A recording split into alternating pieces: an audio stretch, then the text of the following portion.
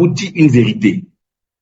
Lorsque vous découvrez le talent que vous avez, le talent naturel que vous avez, lorsque vous commencez à vivre pour un but, le but que vous avez découvert, le talent que vous avez découvert, que vous commencez à mettre en œuvre, vous ouvre des portes. Ce talent-là va vous ouvrir des opportunités extraordinaires. Votre nom va commencer à être connu. Pas parce que vous avez fait de belles études, ou même par cause de la filière que vous avez choisie. Non. Mais parce que vous avez commencé à créer une différence. Vous allez commencer à créer un impact. Et cet impact-là, pourquoi il va toucher les gens? Parce que il va transporter quelque chose. Il va transporter ce que j'appelle votre véritable authenticité. C'est-à-dire que vous allez voir une dame, par exemple, qui vend des galettes à gauche, et puis une autre dame qui vend des galettes à droite. Mais les galettes de la dame qui sont à droite sont particulières. Pourquoi? Parce que ces galettes sont rattachées à une histoire. Vous savez, je me rappelle qu'une fois, j'étais invité à une conférence, à un sommet virtuel, et j'ai rencontré une jeune dame qui était photographe. Vous savez, je connais beaucoup de photographes, encore plus aujourd'hui. Mais cette dame-là, son histoire m'a touché. Parce qu'elle faisait de la photographie, mais sa photographie qu'elle faisait était rattachée à une histoire, à sa vie. Vous voyez. Et c'est là que va intervenir la dimension de l'authenticité. Et ça, c'est très important. Donc, je récapitule en vous disant que je vous parle en étant vrai avec vous. D'accord? Et en vous parlant d'expériences que je vis. Vous savez, j'avais donné une formation et j'ai fait ça pour des centaines de personnes sur comment passer du rêve à la réalité. Et je peux vous le dire, dans ce chemin pour passer du rêve à la réalité, on fait beaucoup d'erreurs, on rencontre beaucoup d'échecs. D'accord. Et aujourd'hui, je vous parle, et je le disais pendant la session introductive le dimanche passé, mais je vous parle en étant porté par une vision. Parce que je souhaite que parmi vous, il y ait des champions, il y ait des personnes qui arrivent à toucher, à découvrir comme moi le trésor qui est en eux et qui puissent l'activer, ce trésor, et le mettre en œuvre. OK? Alors, donc, cette session va vous aider, va nous aider. Et pendant que je vous parle, je me parle à moi-même. Sachez-le, c'est vrai que je l'expérimente, mais je me parle à moi-même. Donc, cette session va vous aider, comme je l'ai dit en introduction, à développer une mentalité de croissance et à l'appliquer à votre propre vie. Donc, vous allez comprendre des outils assez pratiques. D'accord? La première chose que je vais vous dire, et je vais permettre que vous puissiez donner des exemples, que vous puissiez intervenir, c'est que le succès dans la vie ne dépend pas uniquement du talent que vous avez. D'accord? Mais il dépend également de votre capacité à apprendre et à vous adapter. Je répète, le succès que vous pouvez avoir dans la vie ne dépend pas uniquement du talent que vous avez, mais il dépend de votre capacité à apprendre et à vous adapter. Vous savez, pour ceux qui aiment le football, les gens aiment comparer deux joueurs, vous les connaissez, non? Qui veut m'aider? Qui veut m'aider? Qui veut ouvrir son micro pour m'aider?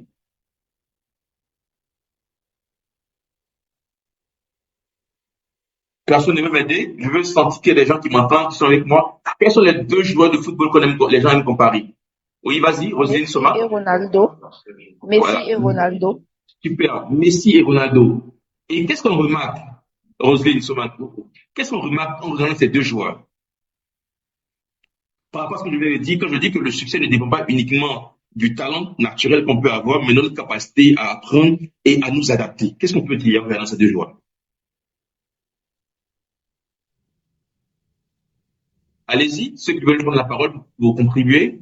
Nasser ou Saré ou Seydou, allez-y, rapidement. Ok, Yasser va intervenir. Alors, on remarque pour ces deux joueurs, alors Lionel Messi, lui, il a le talent naturel.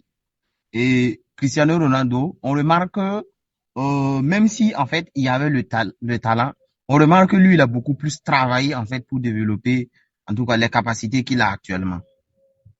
D'accord.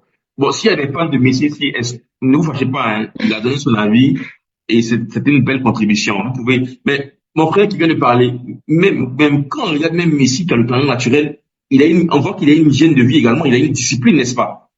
Oui, oui. Voilà. Donc, c'est vrai qu'il y a le talent naturel. Mais regardez, un joueur que j'ai beaucoup aimé, on a tous connu Ronaldinho, n'est-ce pas?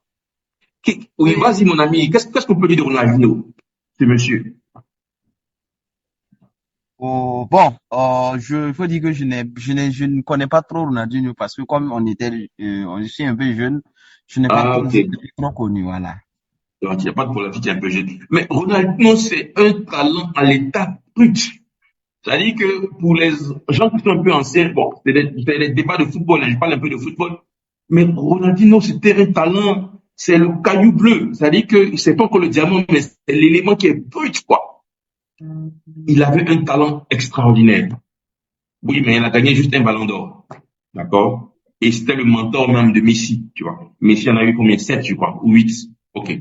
Pour dire que le talent, il n'est pas suffisant. Il est utile, mais il n'est pas suffisant. Vous savez, je vais vous lire une histoire de quelqu'un qui s'appelle Michael Jordan. Est-ce que quelqu'un connaît Michael Jordan ici?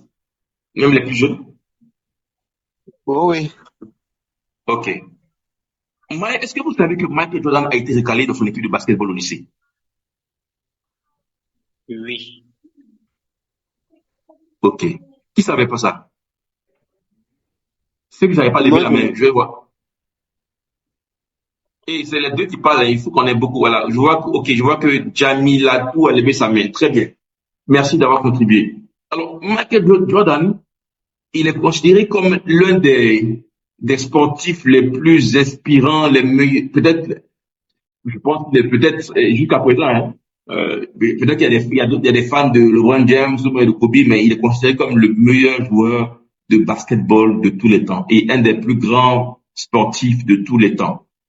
Ouais, un des plus grands. Mais je vous dis son histoire. Alors, Michael Jordan, lorsqu'il était adolescent, je vous lis son histoire, il rêvait de devenir un grand joueur de basketball. Donc, c'était en 1978, il avait à peine 15 ans. Donc, il a tenté d'intégrer l'équipe de son université. Donc, il était au lycée là-bas. C'était en Caroline du Nord, aux États-Unis. Et malheureusement, lorsqu'il a consulté la liste des joueurs qui étaient sélectionnés, on dit que son nom n'y figurait pas. Donc, il n'a pas été retenu, il n'a pas été sélectionné. Il venait d'être recalé. Et donc, l'entraîneur lui avait préféré un autre joueur. On dit, bon, c'est vrai, tu joues bien, mais il y a quelqu'un qui est plus grand de taille que toi.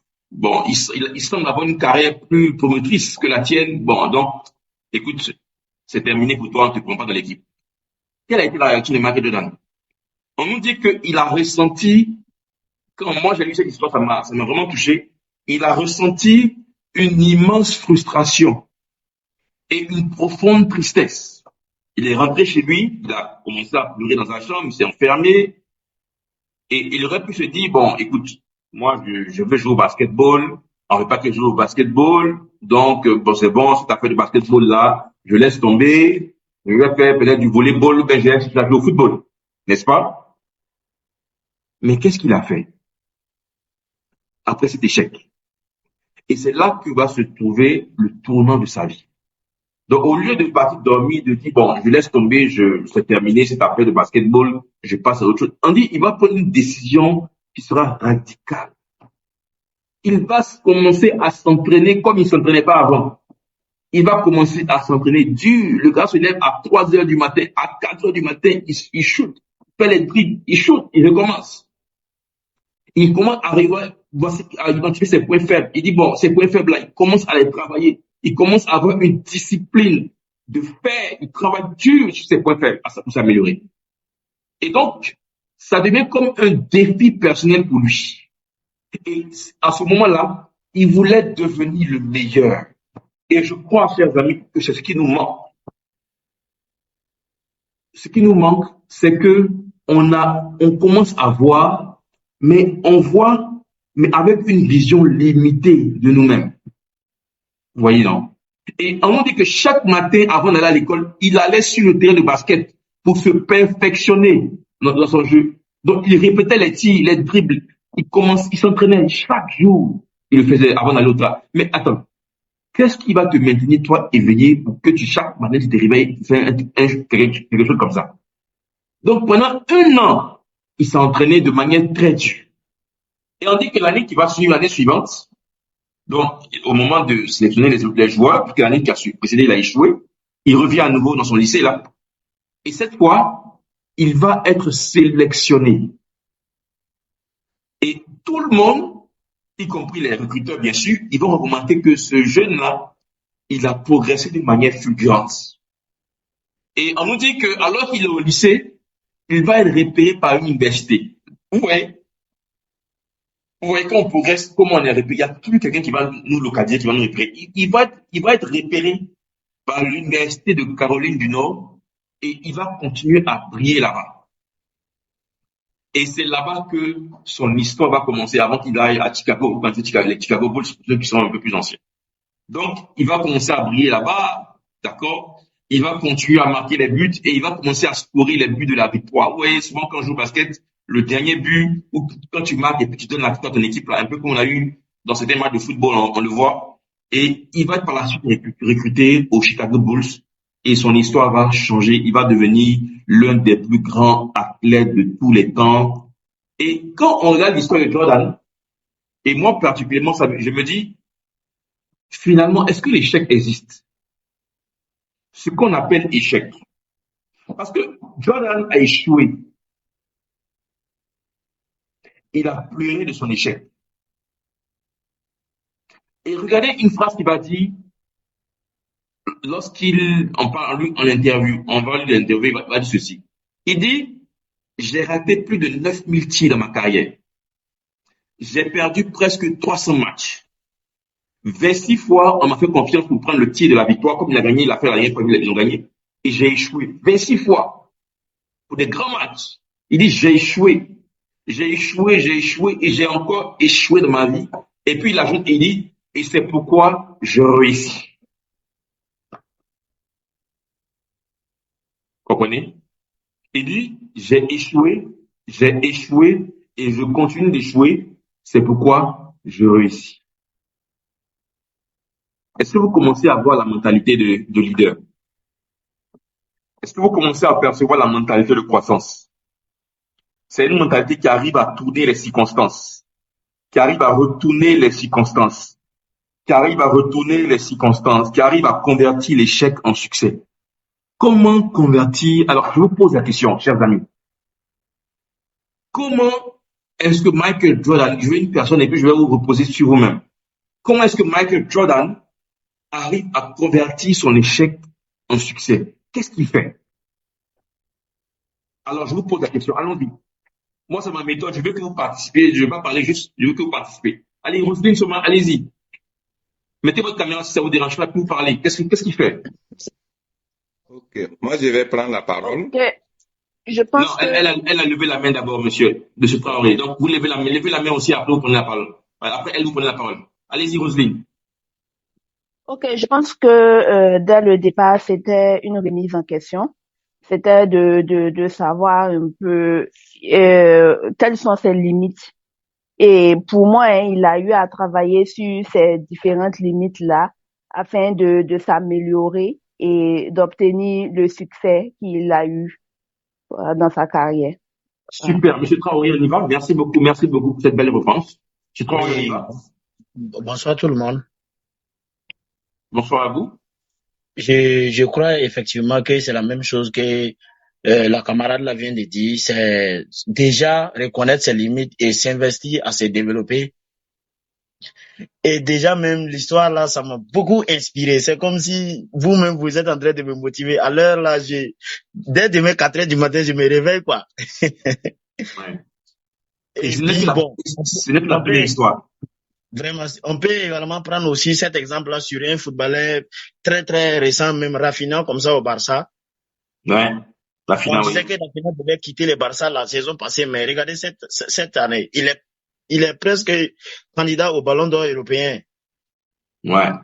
Il Et marque beaucoup de lui-même, buts, on ce lui a monsieur. demandé pourquoi. Il dit, lui, il s'est remis en question et il s'est entraîné plus dur pour être là où les grands doivent être. Chers amis, on peut s'arrêter là. Après ce qu'on Ouais. vient de dire, on peut s'arrêter là et puis aller dormir ce soir.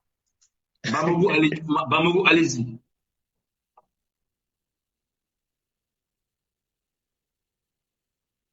Allez-y, Bamako, activez votre micro, J'ai votre dit, main je levée. remercie vraiment le présentateur qui nous donne déjà un avant-goût, qui nous inspire vraiment. Et concernant convertir le succès l'échec en succès, que cette expression m'a beaucoup marqué, c'est pour dire, ça me ramène sur cette expression, en s'efforçant qu'on devient forgeron. Vraiment, et cet exemple m'inspire. Et je voulais juste vraiment vous remercier pour cette orientation depuis le début même de la formation. Je fais mon travail. C'est un plaisir, mon frère Bamako. C'est un plaisir. Alors, vous voyez, quand on regarde, et moi-même, ça m'a inspiré, hein, la première fois que j'ai lu cette histoire, ça m'a beaucoup inspiré. Et quand on regarde l'histoire de Jordan, parce que Jordan, il est encore vivant. Il a plus de 60 ans, il est considéré comme une icône, il est milliardaire en dollars. C'est un sportif voilà, de hors classe exceptionnel. Mais on se dit, mais l'échec là, vous voyez, le problème qu'on a, c'est qu'on voit l'échec comme une fin. Alors que l'échec, c'est le début. L'échec est le début du succès. Écris ça. Tant que tu n'as pas échoué, tu ne peux pas réussir.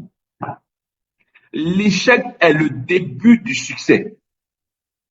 Vous savez, lorsque l'échec frappe à ta porte, ça veut dire, comme disait tout à l'heure quelqu'un, je crois que Traoré, il dit, il va se lever dès demain matin. Ça veut dire qu'il faut te lever dès demain à 4 heures pour commencer à travailler sur tes points faibles.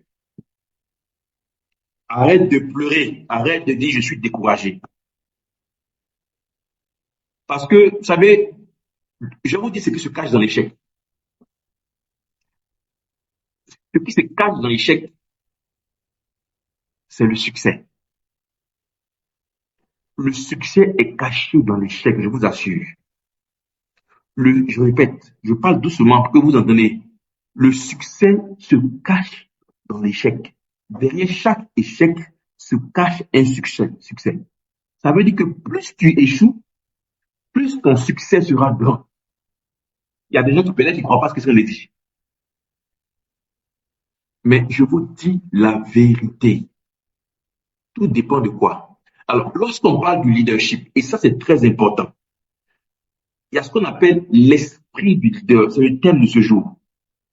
Pour se lever le matin, pour s'entraîner le matin comme Jordan le fait. Croyez-moi, quand il va s'entraîner, il n'est pas en train de se voir, il ne s'entraîne pas en pleurant. Mais il s'entraîne en ayant une vision de succès. Vous voyez, non? Il s'entraîne en ayant une vision du joueur qu'il veut être. Si moi, ma vision, c'est d'être le